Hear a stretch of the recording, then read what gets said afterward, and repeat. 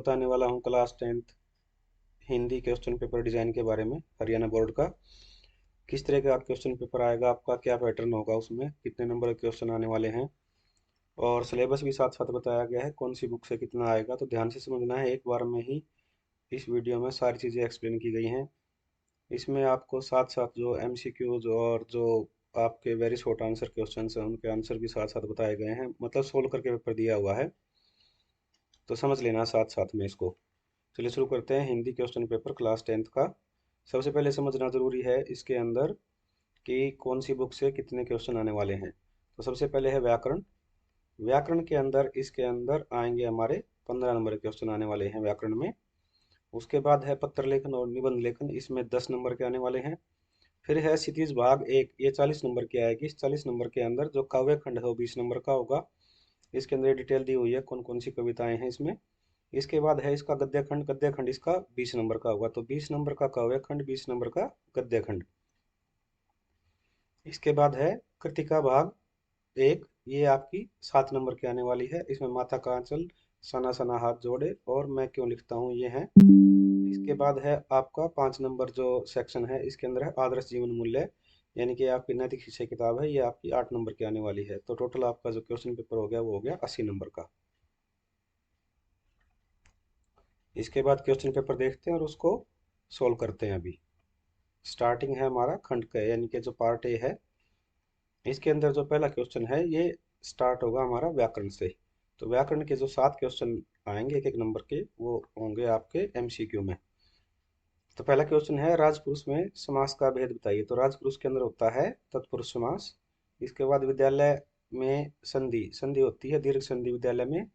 रात्रि का पर्यायवाची रात होता है। और कोमल का विलोम शब्द कठोर होता है। और अत्यधिक के अंदर जो उपसर्ग होता है वो होता है अति, छोटी मात्रा आएगी इसके अंदर। इसके बाद है प्रत्यय बताना है सामाजिक के अंदर। तो सामाजिक के अंदर जो प्रत्यय है वो है इक, छोटी ई के साथ में है।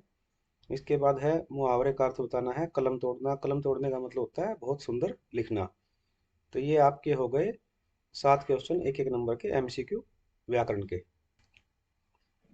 इसके बाद है व्याकरण के दो दो नंबर वाले प्रश्न। ये दो दो नंबर के 4 क्वेश्चन होंगे आपके, इसमें 8 नंबर के होंगे। तो ये हो जाएगी, पहले 7 हो गए और 8 नंबर के दो दो नंबर वाले 15 नंबर की आपकी हो गई व्याकरण, ग्रामर हो गई इसके अंदर। इसके बाद जो क्वेश्चन नंबर 3 आएगा वो आएगा आपका निबंध लेखन के ऊपर। तो निबंध लेखन के ऊपर ये आपके दिए हुए हैं, सारी आपके टीचर्स ने कराए हुए हैं, इनमें से आपको करना है। 5 नंबर का होगा ये निबंध लेखन।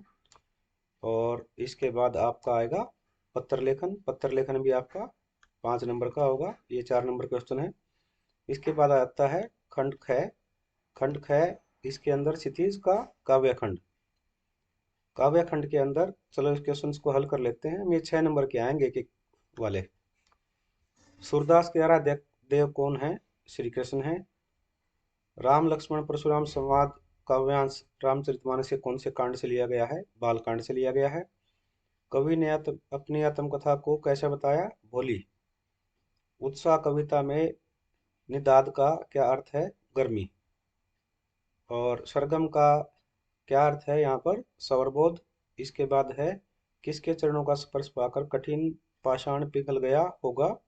तो बच्चे के चरणों का स्पर्श पाकर। ये यहाँ पर हो गए हमारे एक एक नंबर वाले काव्य खंड के। इसके बाद है काव्य खंड के अंदर हमारा काव्यांश दिया हुआ है, ये 5 नंबर का है। इसकी आपने जो नीचे क्वेश्चन दिए हैं उनके आंसर देने हैं।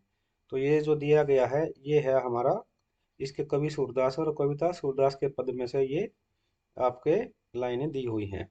इसके आंसर ये यहाँ पर हल करके दिए हुए हैं, आप इसको नोट कर सकते हैं, साइड में है ये।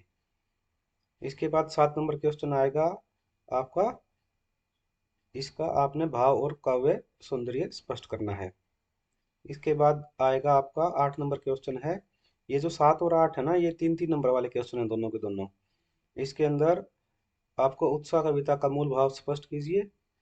और उसके बाद आपका यहाँ है उद्धव द्वारा किए गए संदेश में गोपियों की विरह अग्नि में घी का काम कैसे किया? ये 3+3 8 नंबर, जो 8 नंबर क्वेश्चन है वो 6 नंबर का होगा। इसके बाद है खंड गए क्षितिज का गद्य खंड। गद्य खंड के अंदर सबसे पहले एक एक नंबर वाले होंगे 6 क्वेश्चन आपके। तो 6 क्वेश्चन होंगे, चलिए इनको सोल्व भी कर लेते हैं। हालदार साहब किसकी देशभक्ति के सामने नतमस्तक थे कैप्टन के सामने। इसके बाद है बाल गोविंद भगत की प्रभातियां कब तक चलती थी?